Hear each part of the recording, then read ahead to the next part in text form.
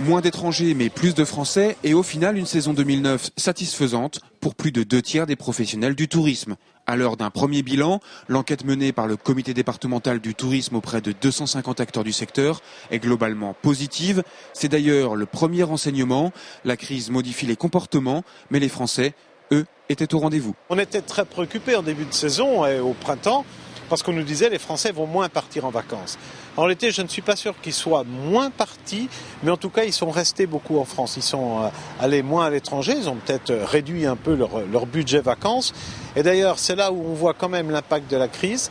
Peut-être pas moins de départs à destination de la Vendée, mais des comportements du touriste quelque peu différents.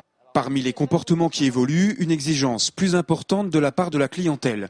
En période de crise, on a davantage conscience des efforts financiers réalisés pour partir en vacances. Résultat, on veut les vivre à fond. C'est d'autant plus vrai dans le cadre des courts séjours. Or, et c'est le grand phénomène marquant de cette année 2009, sans doute d'ailleurs pas sans lien avec la conjoncture économique, la demande en court séjour est en pleine croissance, y compris pendant la haute saison. Elle est dominante et elle a été très importante entre le 14 juillet et le 15 août, ce qui est vraiment quelque chose qu'on ne voyait pas les autres années.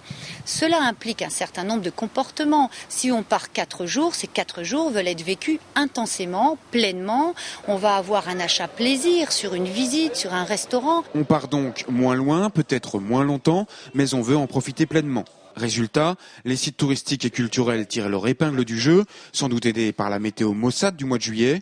Une condition cependant, des investissements et des nouveautés, comme le démontre le Puy du Fou, en croissance de 7%. 7% sur les chiffres que connaît le Puy du Fou, c'est quand même pas rien, il faut aller les chercher. C'est 7% de clientèle en plus, le refuge de Grala pareil, le Nature Zone Mervan, enfin bref, on a un certain nombre de sites où on a de très bons résultats avec une explication très claire.